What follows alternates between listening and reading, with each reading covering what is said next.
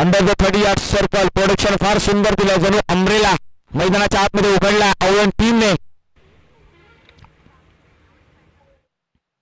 हो यावेळी हिट केला क्षेत्ररक्षक आहे त्या ठिकाणी प्रोडक्शन होतं तरी देखील मस्त बेदस्तक आलाय विशाल सकपाळ्याच्या पाठमधून एक नजाकत भरलेला षटकार 6 धावा. कमालीचा फटका पाहायला मिळाला आणि मात्र षटकार ठोकलाय. आता मात्र येणारे बॉल 16 बनवायचे आहेत.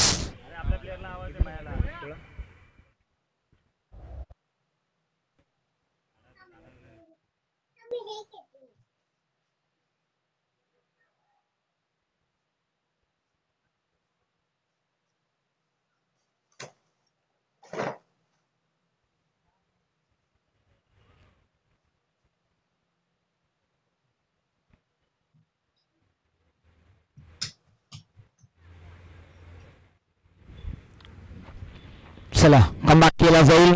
आता मात्र समीकरण बदललं. येणारे 16 बॉल आणि 15 ची गरज आहे. विशाल सकपाळ ऑन स्ट्राइक. विशाल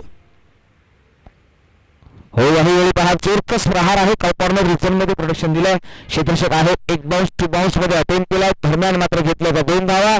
चपळपणे घेतलेल्या 2 धावा बरंच काही सांगून जात आहेत. मॅच लवकर फिनिश करायची आहे. 3 वेळापूर्वी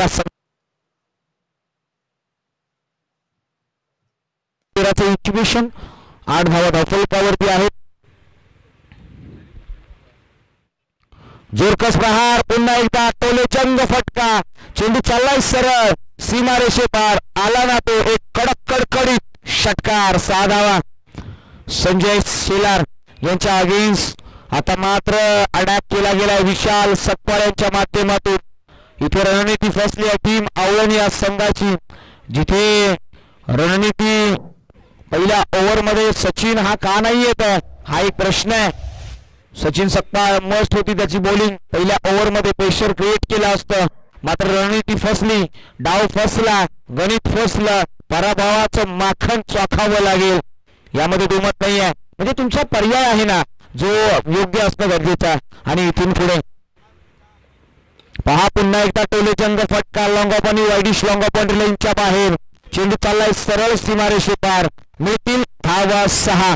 आला तो षटकार. Score is level. Score level केला मैदानाच्या आतमध्ये. पहिल्या ओव्हरमध्ये मॅच फिनिश करण्याचा मनसुबा खऱ्या अर्थाने विशाल यांचा राहिला. आता मात्र एखादा वाईट आणि मॅच फिनिश होते की काय